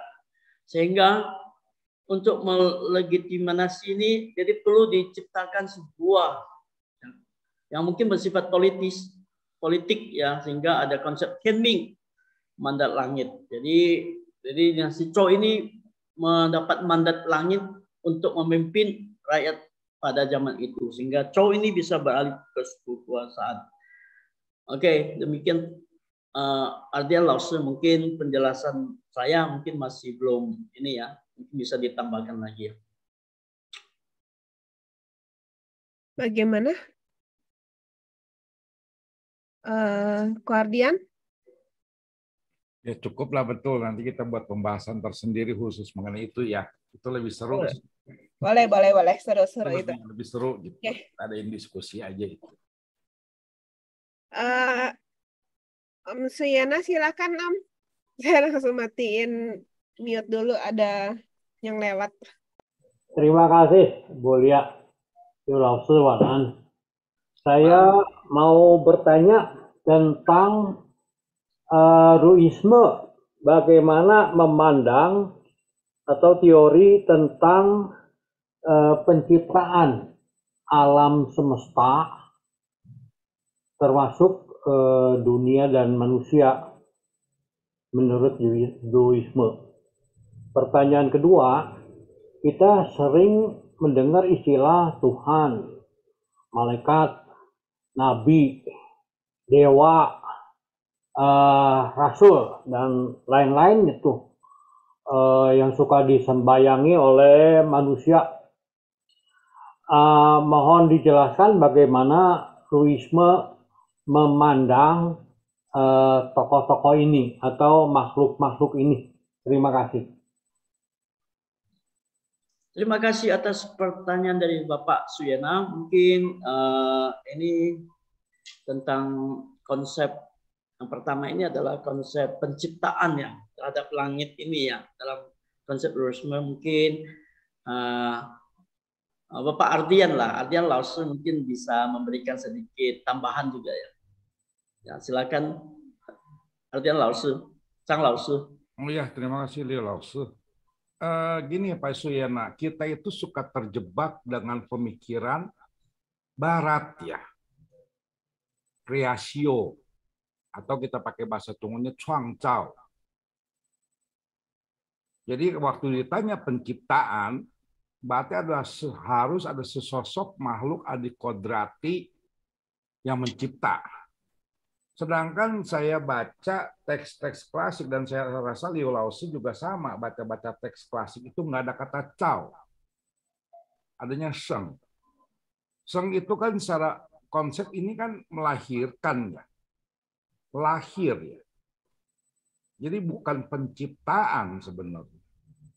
Jadi kita harus lihat dari sudut filsafat gitu, paling gampangnya kan ada panteisme atau panenteisme dari Spinoza. Kita sebut aja Van I Luan kalau bahasa Mandarinnya. Jadi atau Van Shen Luan ya misalnya. Kalau panteisme itu ada Van Shen Luan. Jadi dengan menggunakan konteks kata penciptaan, kita malah menihilkan ajaran pemikiran para filsuf sekelas Kungzi, Laozi, bahkan misalnya Quanzi, Liezi, segala macam gitu. Kita berpikir dengan pola pikir kerangka Barat. Jadi gampangnya gini, kita bisa lihat di Pai Hut Hung I, di mana-mana itu tulisnya adalah yin yin. Ini konteks dari dulu ya, yang berkembang ya. Itu ambil dari Zhou Yi lah yang berkembang. Yin yin itu apa sih? Pertanyaannya. Kita gampangnya aja sebut energi. Makanya dari kata energi itulah kita bisa lahir namanya Qing Qi Shen kan, tubuh unsur pembentuk manusia itu Qing Qi Shen kan. Beda seperti pemikiran kita sebut saja Plato itu tubuh dan jiwa, soul and body gitu, body and soul gitu, tubuh dan jiwa dengan materi gitu. Sedangkan kalau mereka semua itu ada satu lagi unsur ketiga, yaitu adalah energi. Gampangnya Qing kita sebut materi, Shen itu kita sebut soul, ada unsur ketiga Qi, dan itu mereka nggak kenal. Itu. Kemudian dari masalah itu kan kita bicara masalahnya gini, paling gampang kita lihat dari Zhou Yi saja kan. 一有台记，台记生两义，两义生思想，思想生八卦. Dari situ kan jelaskan itu proses kan. Proses dari ada namanya i itu adalah bukannya tian, bukannya apapun, bukan juga pakai ci. Ci itu kan adalah kata person kan. Mereka tidak menggunakan ci kan dalam tulisan klasik. I yu tai ji. I itu kan perubahan kan, yin yang kan. Atau kita lihat dari etimologi ji kan. Jadi perubahan itu yang melahirkan namanya Tai Chi. Ya, Tai Chi Seng kita lihat itu Liang I melahirkan dua. Kita sebut saja Taiyang Yin sama Yang. Terus kan Sixiang Taiyin, Shaoyin, Taiyang, Shaoyang kan.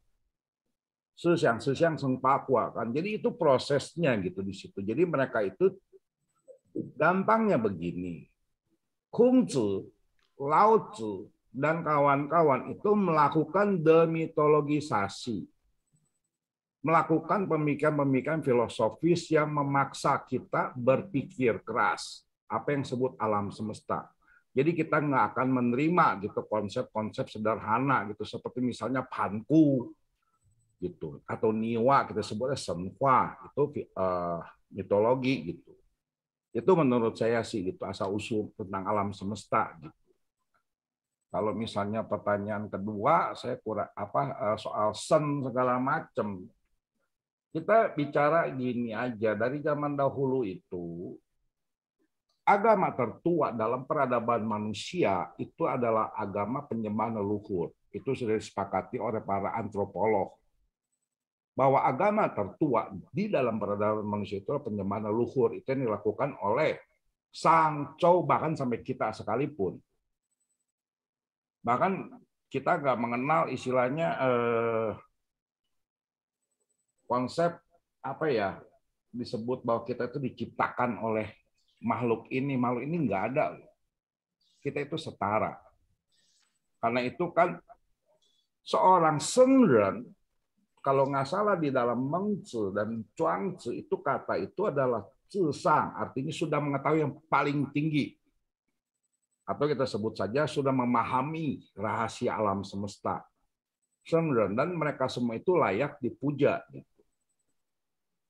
Dan juga semuanya itu yang mendapatkan kontribusi yang positif itu ada. Dan dalam perjalanan, kalau kita lihat, saya ambil dari sudut berbeda, alam ini kan ada namanya kita sebut Tai Chi Jie.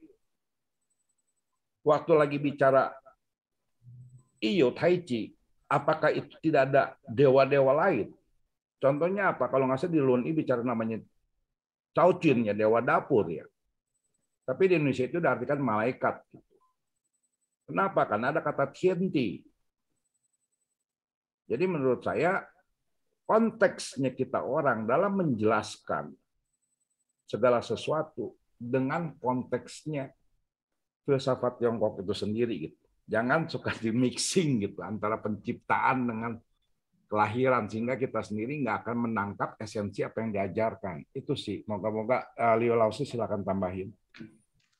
Ya, mungkin konsep tentang nabi, konsep rasul dan sebagainya dalam pemikiran orang Tiongkok klasik mungkin ya itu kan perbedaan ini ya seperti rasul, utusan Tuhan dan sebagainya, konsep Tuhan itu mungkin berbeda ya, mungkin bukan sebuah personal ya. Jadi mungkin bisa saya tambahkan yang seperti yang tadi Chang Lao Shi tanya ya, Ardian Lao Shi tanya tentang konsep Tian. Ya seperti yang sudah saya sebutkan zaman dulu ya, mungkin Tian ini menggantikan Ti ya kaisar, raja-raja pendahulu itu untuk mendapatkan legitimasi. Jadi ini dipakai oleh Chou Kung ya, dalam dinasti Chou ini untuk sebagai kita Tianming ya, mandat dari langit. Jadi sudah kita sebut Chou Wang ini ya, mungkin ya sebuah pergantian dinasti, pergantian era. Selalu yang pendahulu itu mungkin sejarah itu ditulis oleh pemenang ya. Jadi menang jadi raja, kalah jadi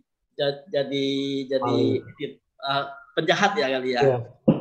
Ya jadi gini aja ya. Nah ya. Jadi ini konsep ini, jadi saya tambahkan lagi tentang kita sebut itu mungkin penguasa Shang itu lalim lah ya, seperti membuat gunungan daging ya, dalam konon kisahnya itu ya, ada kolam arak ya, bermabuk-mabukan, rakyat tidak diperhatikan, jadi salah Chou untuk menggulingkan pemerintahan yang lalim. Jadi, sehingga itu oleh ada sebut Tian yang sebenarnya Tian itu sudah ada sebelumnya. Jadi Tian ini adalah sebuah, kalau kita lihat huruf Tian ini ada satu dengan tah, berarti yang teragung di atas. Jadi sebuah lambang itu sebuah yang ini Tian, di bawahnya ta, atasnya i. Itu menunjuk, kalau kita lihat Cakuan itu adalah menunjuk di atas yang besar. Tian ini adalah teragung, sebuah entitas yang tertinggi dalam semesta ini. Ini konsep di zaman Chou ya. Jadi sehingga kalau Pak Suyena menanyakan tentang rasul dan sebagainya, saya rasa di konsep orang Tiongkok klasik itu mungkin tidak ada ya, ada utusan dari ini, tidak ada. Dia hanya mengenal tentang Tian ya, sebagai yang tertinggi, teragung, terbesar ya.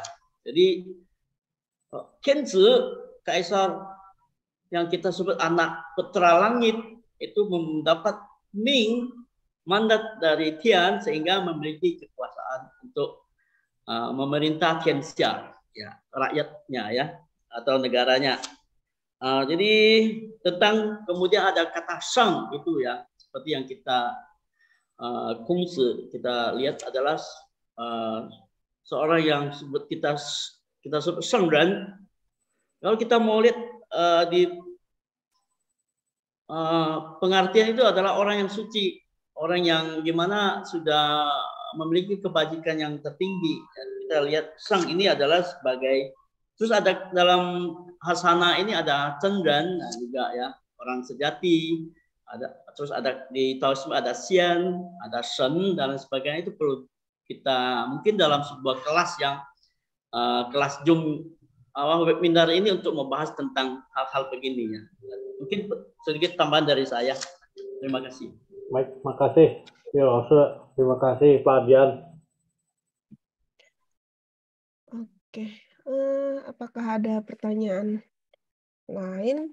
Ini tampaknya pertanyaannya Pak Bun Sokong juga sudah terjawab ya.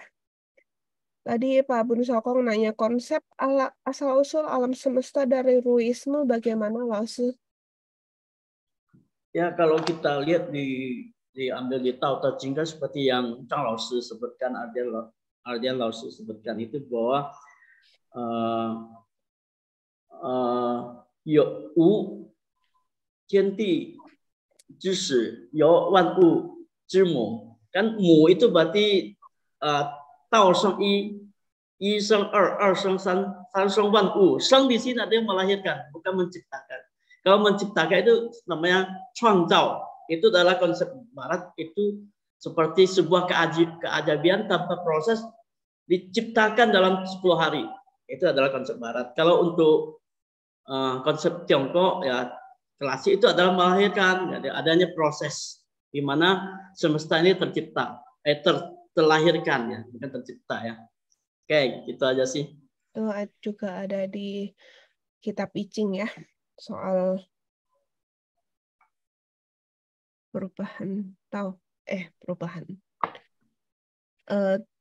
terbentuknya, lahirnya. Terus juga ini ada komen, Mbak. Jadi kalau misalnya kita di Tionghoa itu sebenarnya kita nggak mengenal kata rasul ya. Soalnya kalau rasul itu dalam konsepnya Samawi, rasul itu kan membawa titah dari Tuhan. Jadi Tuhannya itu langsung memberikan ajaran-ajaran terus kepada rasul gitu dalam bentuk bicara atau bentuk-bentuk lainnya. Tapi kalau kita konsepnya nggak seperti itu. Jadi kalau dibilang rasul itu kurang pas itu. Jadi kalau kita itu lebih budaya Tionghoa itu lebih dari mendengar, memperhatikan, mengamati gitu. Jadi itu adalah proses alami manusia, dia ngelihat alam gitu, terus diamatin, dipikirin ini kenapa ya, ini gini gitu. Jadi bukan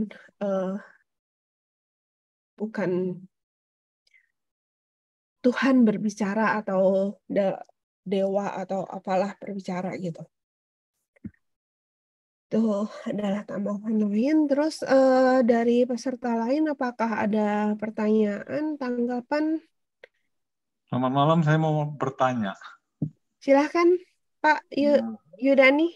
Kepada Liu Laozi, apakah Taoisme ada konsep reinkarnasi setelah kehidupan ini? Baik. Pak yang tadi menanya, jadi konsep reinkarnasi itu sebenarnya adalah konsep dari Buddhisme ya, ada Lunhui ya.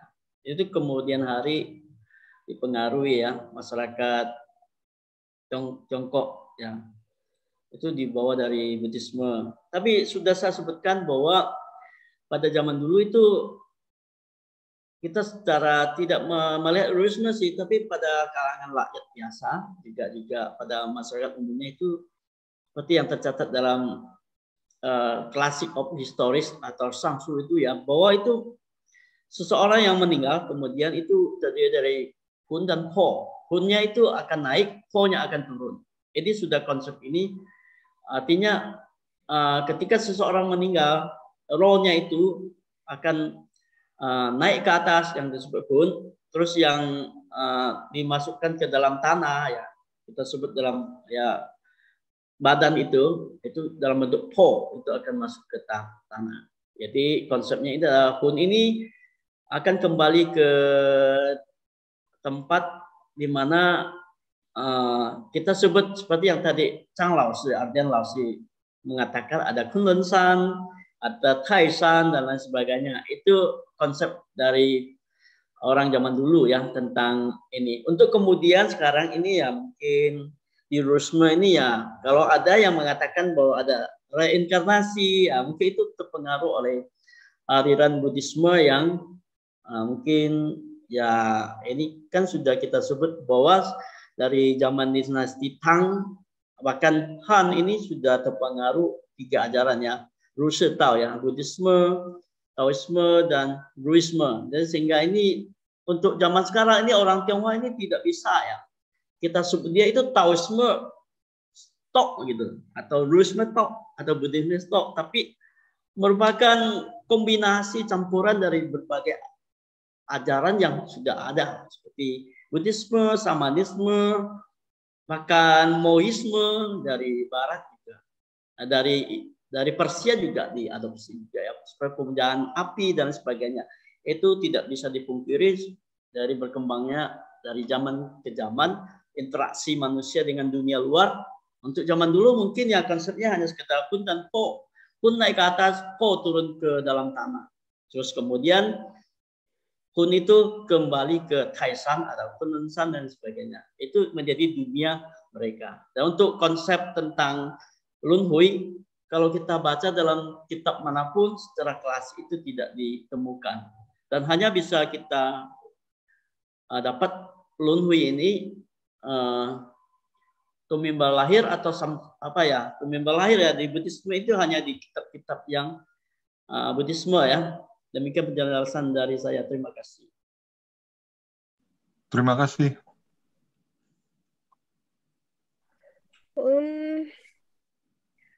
Ini tadi Pak Ardian katanya ada yang mau ditambahkan. Mau sekarang? Ya, silakan kepada Bapak Ardian Ardian Laoshi lah untuk memberikan penambahan mungkin ya dari mungkin kita sebut siklus alam lah ya. Kalau manusia itu meninggal kembali ke alam gitu ya. Mungkin pemikiran begitu ya. Silakan, monggo ya. Ya ini kita lihat dulu yang mengenai masalah Rasul, Nabi ya. Kita itu bicaranya kan ke atas itu mengamati perubahan langit, ke bawah itu memeriksa aturan bumi. Jadi cara kita orang Tiongkok zaman dulu untuk mengetahui atau kita sebut saja berinteraksi dengan kita sebut saja yang misterius gitu. Kita nggak perlu sebut Tuhan gitu. Yang misterius lah gitu, gaya misterius. Ya kita mengamati fenomena-fenomena yang ditampilkan gitu, sehingga kita bisa menangkap pesannya dengan detail dan lebih bersifat menurut saya ya lebih bersifat netral gitu. Seperti misalnya menangkap, contohnya kalau nggak salah Kungfu itu pernah bicara masalah bencana alam itu yang dikaitkan dengan perilaku kaisar yang tidak benar. Jadi kita mengamati itu semuanya gitu, dan sebagai seorang guru itu harus berani menyuarakan gitu, bahwa ada yang tidak benar gitu dalam sistem pemerintahnya sehingga menyengsarakan rakyat. Jadi tidak perlu bicara mengenai bahwa ada sesosok makhluk yang berbicara menyampaikan pesan bahwa dia itu sebagai kita sebut saja Tuhan, enggak gitu. Kita mengamati. Karena itu yang saya sebut terjadinya demitologisasi gitu. Kemudian mungkin untuk masalah reinkarnasi itu lihat dulu apa yang disebut reinkarnasi atau tumimbal lahir ya, karena pengertiannya juga reincarnation sama rebirth itu beda. Itu secara teks, secara arti aja, secara makna aja reincarnation dengan rebirth itu beda gitu. Reincarnation itu adalah kembali lahir menjadi daging alias menjadi manusia lagi atau binatang yang ada di alam ini, sedangkan rebirth itu kan tidak selalu bicara seperti itu, sehingga reincarnation tidak bisa digunakan untuk kita sebut aja resurrection in machine.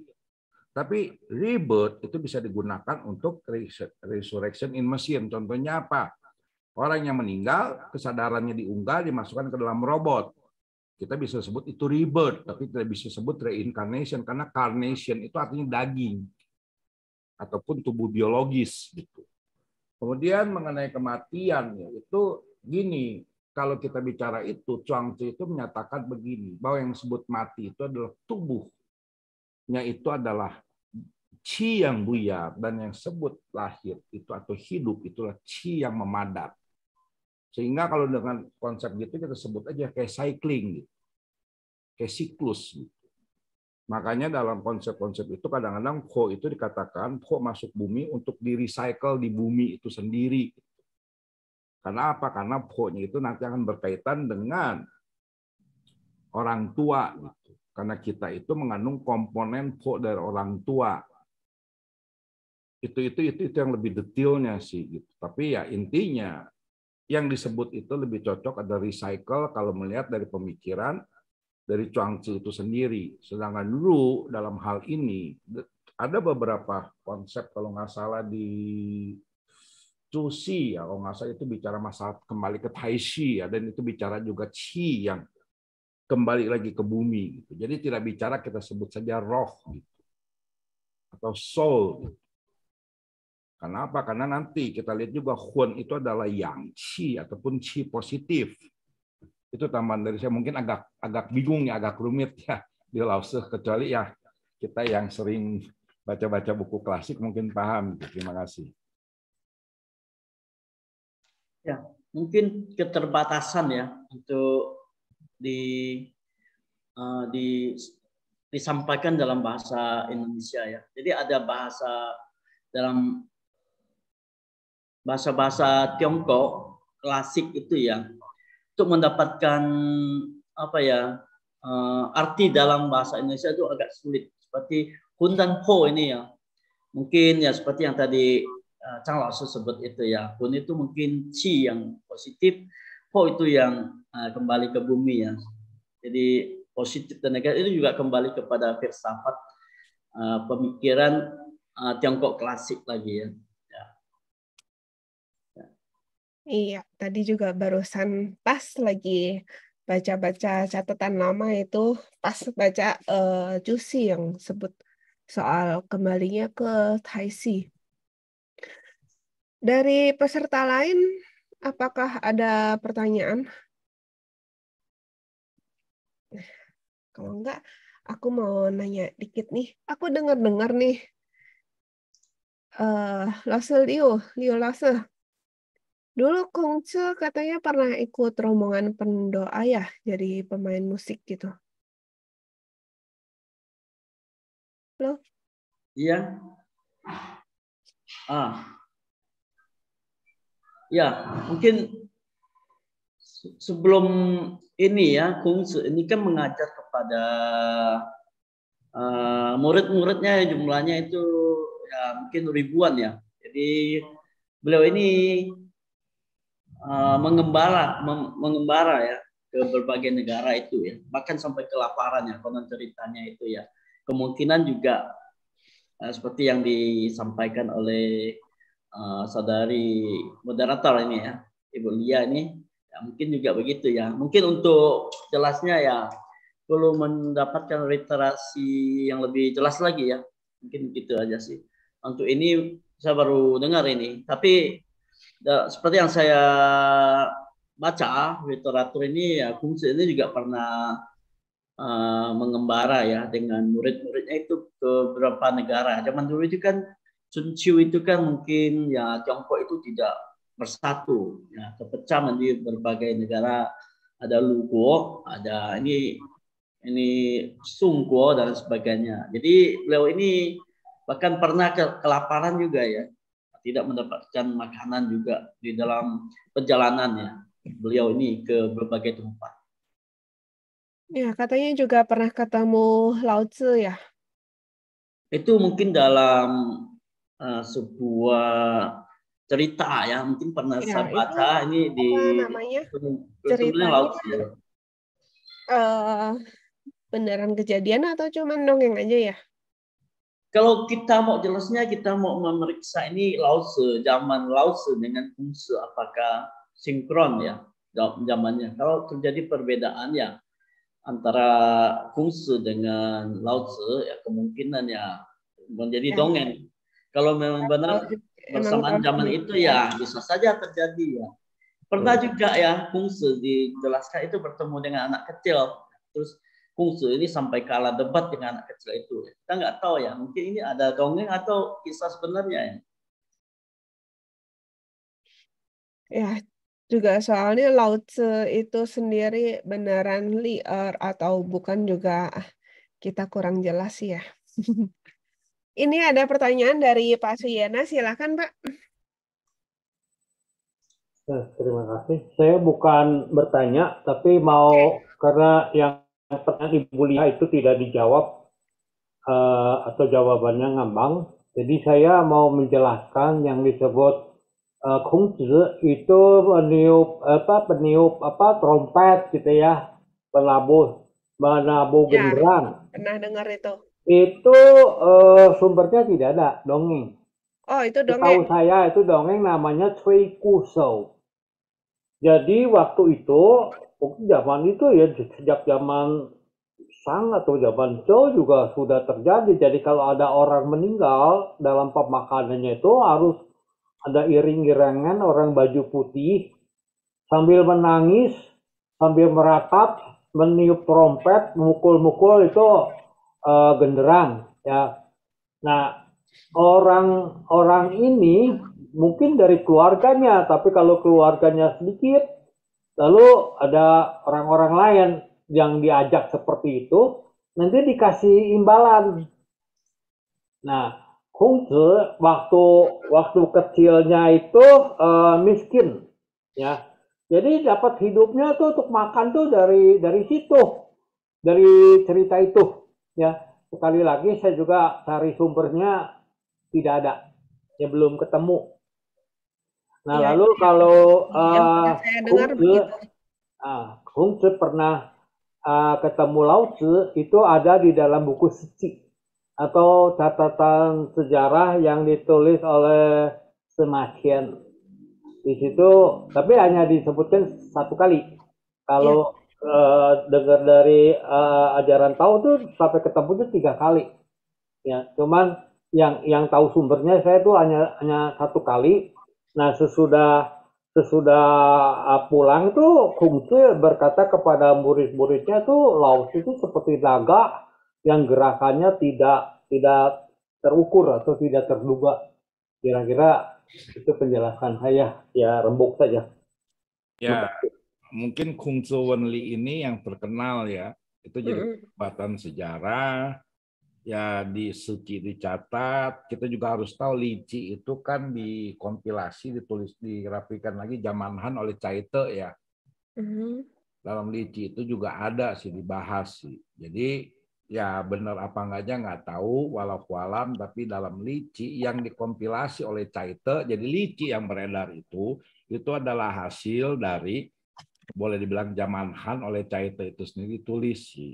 Gitu. Jadi nggak cuma Suci aja, cuma permasalahannya gini, kita harus lihat dulu bahwa dua tokoh ini memiliki sudut pandang yang berbeda mengenai permasalahan yang paling simpel saja. Perkataan orang-orang zaman dahulu itu perlu dipegang apa enggak, itu yang pertama kan. Kedua itu adalah apakah ritual-ritual yang zaman dahulu itu perlu dipertahankan apa enggak kan. Makanya kan judulnya kan Kungzi Wenli kan. Intinya kan lebih ke arah konsep ritual gitu. Jadi sudut pandang yang berbeda ya kita harus tahu gitu. Kalau memang benar itu Lao Tzu itu adalah Liao gitu ya, dia kan latar belakangnya di kerajaan Shu ya. Iya. Jadi otomatis pemikiran background kulturnya, kalau kita sebut kulturnya Lao Tzu itu kultur Shu, sedangkan Kungzi itu kulturnya Lu atau kita sebutnya kulturnya Zhou lah.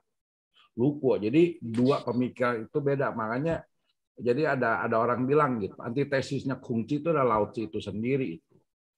Itu sih tambahan dari saya. Terima kasih. Oke. Peserta lain apakah ada pertanyaan atau tanggapan? Ini juga sebenarnya sudah pukul 9.51. Sekian diskusi kita malam ini, semoga bermanfaat, dan karena sekarang sudah cukup malam, bila ingin istirahat, dipersilakan istirahat. Sebagai penutup, bisa saya minta kepada Liu Laosu untuk memberikan closing statement?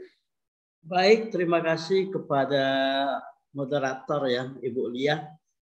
Ini mungkin kita harus tegaskan lagi ya, bahwa pandangan filsafat Cungko itu ya, Tiongkok itu tidak bisa kita mandang itu dari sisi cara pandang Barat. Begitu juga pemikiran dari Tiongkok klasik lainnya juga ya, tidak bisa kita melihat memakai kacamata dari sudut pandang Barat juga. Terus yang kedua, bahwa ini Kongzi dalam ajaran Ruisme yang beliau sampaikan kepada generasi berikutnya ini, beliau menekankan itu kemanusiaan, dan itu yang paling penting, dan itu sangat menyentuh dalam kehidupan masyarakat pada umumnya. Beliau mengatakan bahwa kalau tidak melakukan rentau kemanusiaan itu, bagaimana harus apa ya? Kalau ini ya, Kentau itu ya, kalau tidak melakukan rentau itu terlebih dahulu gimana harus memahami Kentau gitu. Jadi lakukan juga ya nilai-nilai yang ada pada manusia dulu gitu. Jadi selagi masih hidup, kita lakukan tugas kita sebagai manusia itu perlu apa yang kita lakukan untuk urusan yang sudah di luar dari kehidupan manusia, itu tidak perlu kita bicarakan. Ya, seperti Kongzi itu bicara hal-hal yang melangit, kita bicara hal-hal yang membumi dulu. Ini demikian dari yang disampaikan oleh Kongzi. Dan juga Kongzi mengatakan yo jiao ulei. Pengajaran Kongzi itu tidak memandang tingkatan. Ini yang saya sukai dari Kongzi, yo jiao ulei. Semuanya itu mendapatkan pendidikan ya, tidak melihat dia siapapun. Jadi Kongzi adalah seorang tokoh yang mendobrak tradisi zaman itu, dan juga sampai sekarang ini kita patut bersyukur bahwa kita rakyat jelata bisa mendapatkan dari Kongzi, ajaran-ajaran Kongzi, dan tidak eksklusif kepada keluarga bangsawan. Dan juga Yo Jiao Ulei itu adalah tidak rasis, siapapun, sehai zhinei jie xiongdi ye, di 4 penjuru lautan semuanya bersaudara. Terima kasih. Oke, terima kasih Liu Laosu, juga kepada para peserta. Demikian diskusi kita malam ini. Selamat malam, selamat beristirahat bagi yang sudah lelah. Dan